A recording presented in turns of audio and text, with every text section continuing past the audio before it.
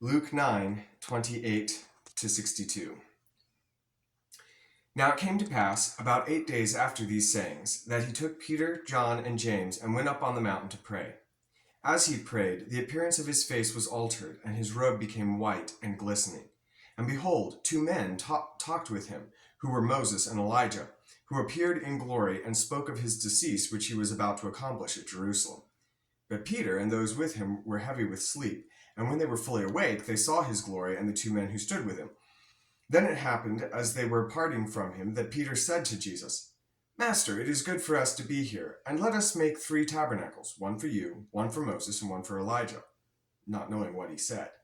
While he was saying this, a cloud came and overshadowed them, and they were fearful as they entered the cloud. And a voice came out of the cloud saying, This is my beloved Son, hear him. When the voice had ceased, Jesus was found alone, but they kept quiet and told no one in those days any of the things they had seen. Now it happened on the next day, when they had come down from the mountain, that a great multitude met him. Suddenly a man from the multitude cried out, saying, Teacher, I implore you, look on my son, for he is my only child. And behold, a spirit seizes him, and he suddenly cries out. It convulses him so that he foams at the mouth, and it departs from him with great difficulty, bruising him. So I implored your disciples to cast it out, but they could not. Then Jesus answered and said, O faithless and perverse generation, how long shall I be with you and bear with you? Bring your son here. And as he was still coming, the demon threw him down and convulsed him. Then Jesus rebuked the unclean spirit, healed the child, and gave him back to his father. And they were all amazed at the majesty of God. But while everyone marveled at all the things which Jesus did, he said to his disciples, Let these words sink down into your ears, for the Son of Man is about to be betrayed into the hands of men. But they did not understand this saying, and it was hidden from them, so that they did not perceive it, and they were afraid to ask him about this saying. Then a dispute arose among them as to which of them would be greatest. And Jesus, perceiving the thought of their heart, took a little child and set him by him, and said to them, Whoever receives this little child in my name receives me, and whoever receives me receives him who sent me. For he who is least among you all will be great. Now John answered and said, Master, we saw someone casting out demons in your name, and we forbade him because he does not follow with us.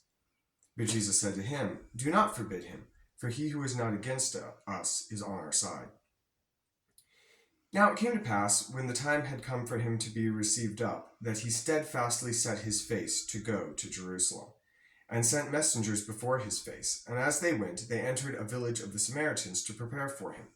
But they did not receive him, because his face was set for the journey to Jerusalem. And when his disciples James and John saw this, they said, Lord, do you want us to command fire to come down from heaven and consume them, just as Elijah did? But he turned and rebuked them and said, You do not know what manner of spirit you are of, for the Son of Man did not come to destroy men's lives, but to save them. And they went to another village. Now it happened, as they journeyed on the road, that someone said to him, Lord, I will follow you wherever you go. And Jesus said to him, Foxes have holes, and the birds of the air have nests, but the Son of Man has nowhere to lay his head. Then he said to another, Follow me. But he said, Lord, let me first go and bury my father. Jesus said to him, Let the dead bury their own dead, but you go and preach the kingdom of God. And another also said, Lord, I will follow you, but let me first go and bid them farewell who are at my house. But Jesus said to him, No one, having put his hand to the plow and looking back, is fit for the kingdom of God.